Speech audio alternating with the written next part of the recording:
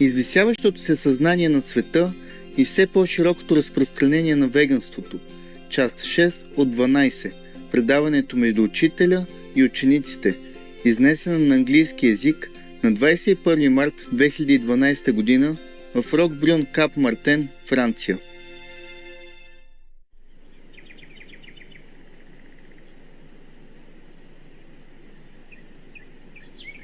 Peace for Ukraine, or you reign.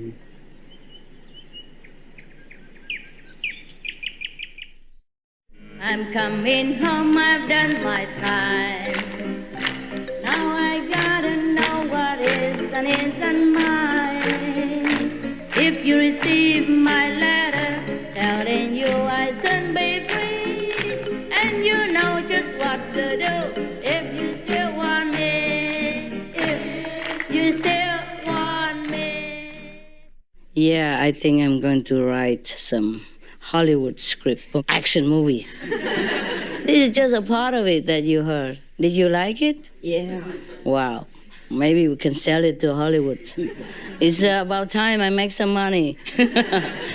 Because sometimes people just make a story about some criminal in the how to say, when some criminal are jailed or something, they just sell their story even about murdering and drugs and all that. They sell the story and they make money. Or some people have an affair with some big shot somewhere in the White House or something, and still can sell the story and make money. And my story is even more interesting. Full of action, no? Yeah. Up to now, did you hear any action, or it's too boring for you? Too slow? It's packed, right? I'm telling you, I could make money in many ways. If I only had time to write, and if I could sit somewhere and write. But it's getting better, no? It should be, right? I feel like we have less disasters now, don't you think? Yes. Before it was just like non-stop, eh? And just these 2 weeks or 3 weeks, only 2. You know, the burning fire in China and Mexico. Just Mexico City, huh? You know that? Anybody? Any Mexicans? No, nothing. What do you do all day? You don't even watch the news? Huh? I know. The day it stopped, I felt so sad. I felt like panicking, suddenly, because I was thinking, I watched it and then I fell asleep or something. And then when I woke up, it was no more there, all black. And I was just panicking, trying to turn it on and this and that. I thought something was wrong with the TV, but it was not. I felt so sad. And then so I had to, call them and talk to them, comfort them a little bit, because if I was sad, they would be more sad, or at least the same. Just different, but sad, yeah?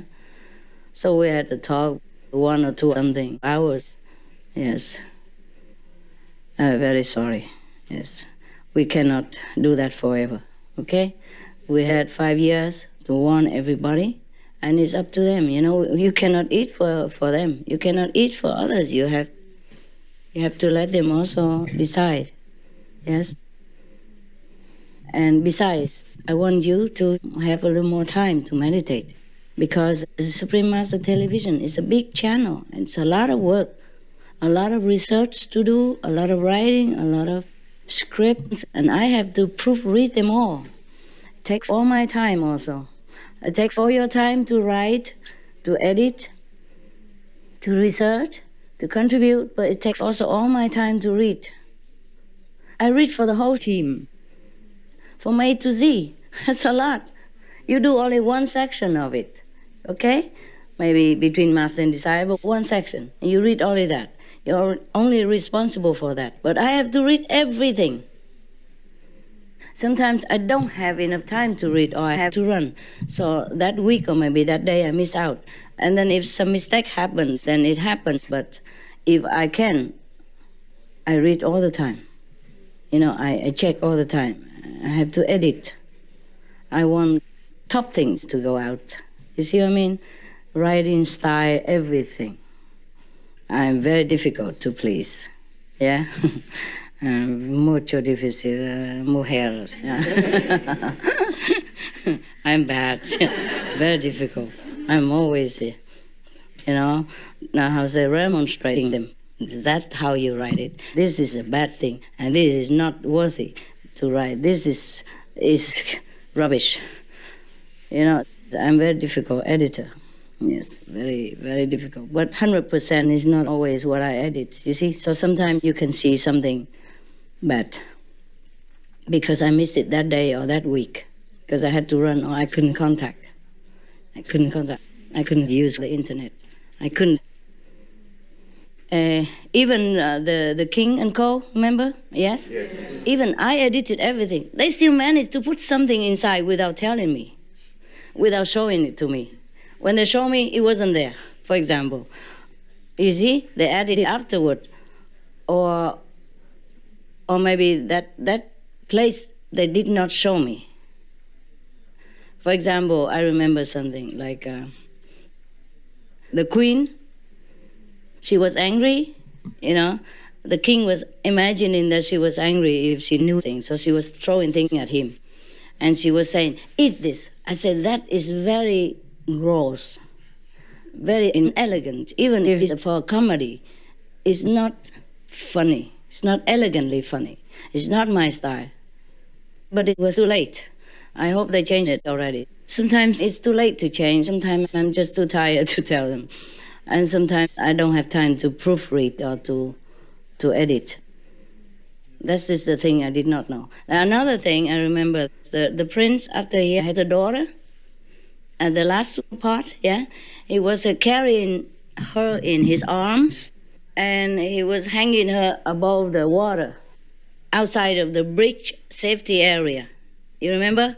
And he was hanging her like this. It wasn't mine. But later they changed it into he did it inside the bridge a little bit less than just like this, That's terrible. That's very dangerous. People learn that and they do that to their children and it's no good. I don't know how the heck they have this kind of idea. You don't do that to your kid, because you might slip. Or he might, struggle and then fall into the river. Even a small river, but it's a long fall, you see? Terrible, for example, things like that. But what can I do? I mean, you can't have everything. Not all the time.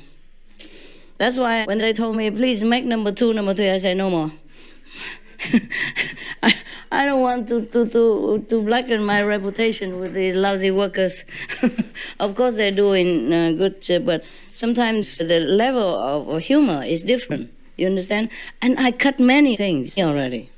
The level of humor is different. You have to be humorous, but elegant. Yes. Not gross, not low class. No need for that. No need. You see, that's not comedy. That's, how you say, sometimes dirty jokes, sometimes low-class jokes. That's no good. So it's very difficult to work, you have to really be committed. And it's very, very hard work for me. You don't imagine it, but it was very hard work. Okay, never mind. But when it stopped, I was very sad too. It was almost like lost something, very sad. But then I tried to make a joke with him.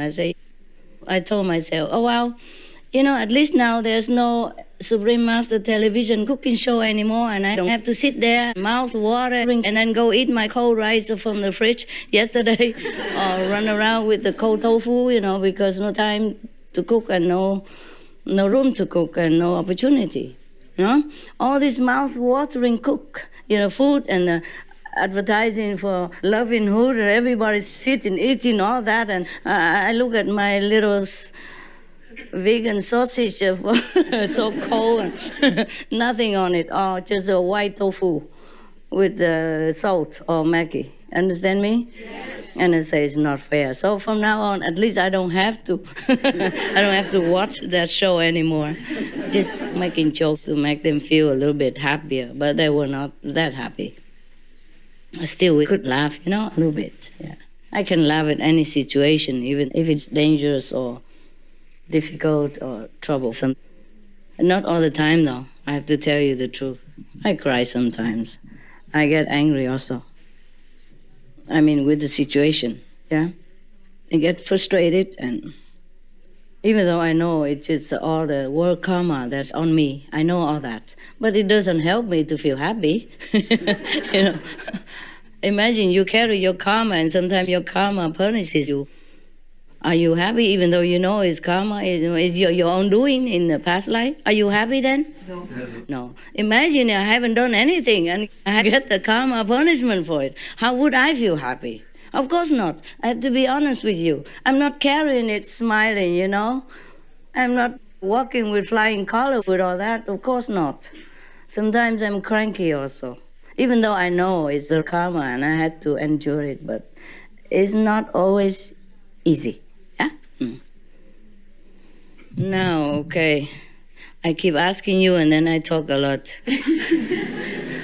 Yeah, you tell me something. I told you that you're still beautiful. Yeah. Everything you're going through, Master. People cannot hear you. For translation, please repeat it. Especially the beautiful part. No, really, Master. What did you say? You're still very beautiful. Oh. And I've looked at you thoroughly. Your hands are beautiful. Your neck's beautiful. My your hands? skin, your face. Oh, yeah. Your feet, your cute little feet. You're Wow. still very beautiful. Did you hear all that? Did you translate well? Otherwise, she has to repeat it, you know? And I love you very much, and thank you. Thank you for love. everything you do for us. Thank you for the world. Thank you for saving us time. Yeah. I wish I had been more pleasant, you know, You are to very you guys pleasant. and some of my assistants, because sometimes the karma is too much. I cry Yes. out. Yeah. But really, Master, thank you. Thank you. Without you, it would really not be possible, anything at all. So thank you. Yeah, I'm so glad that the world is staying a little longer. Ha. Yeah. How much? Not 2 years, 3 years, but longer.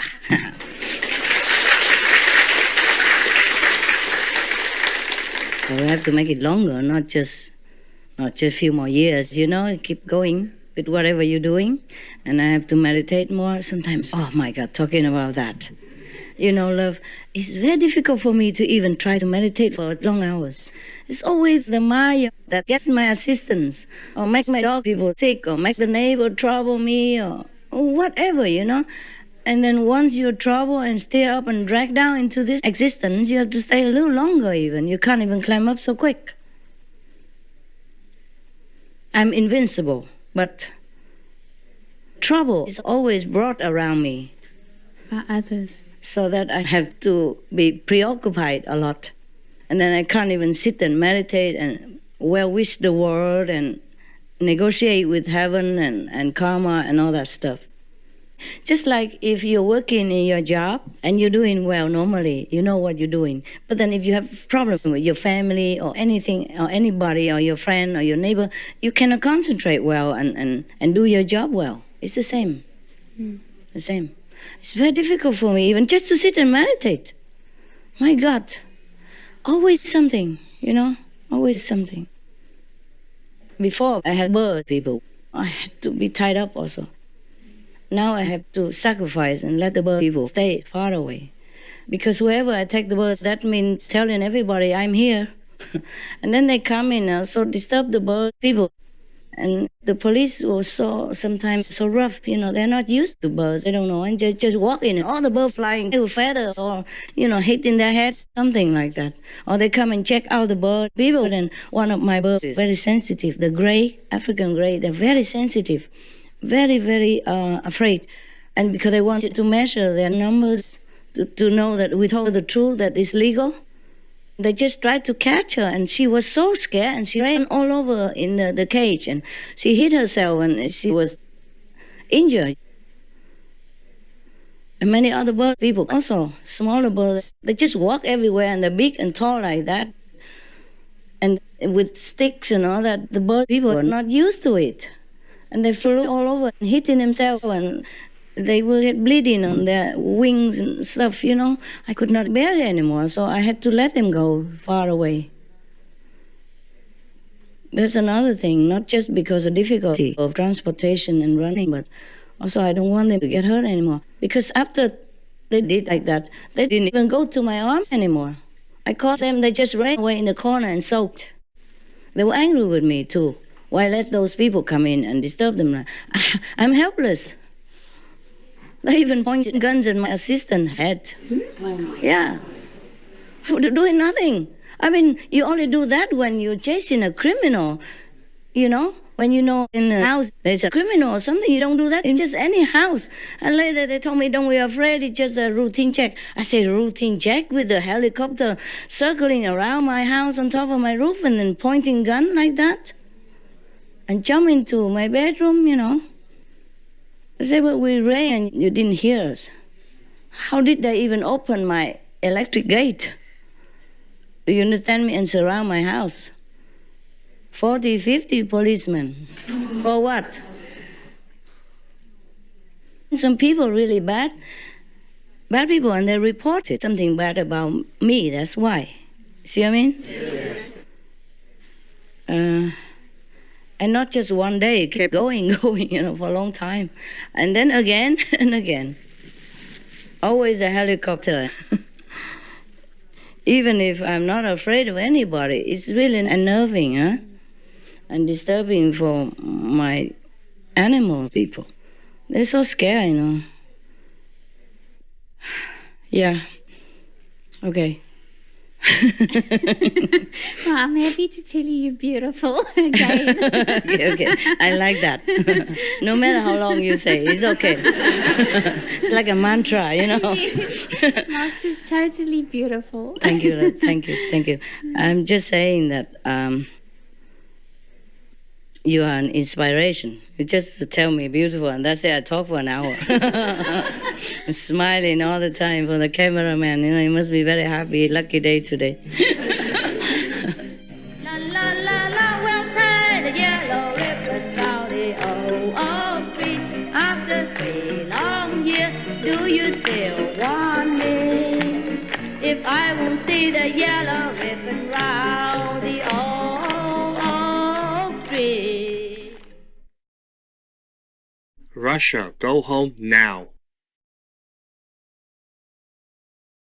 As humans, we see us as people, and then there is all the rest. But we are all animals, and we are all sentient and deserving of autonomy and respect and care. Joan MacArthur, vegan.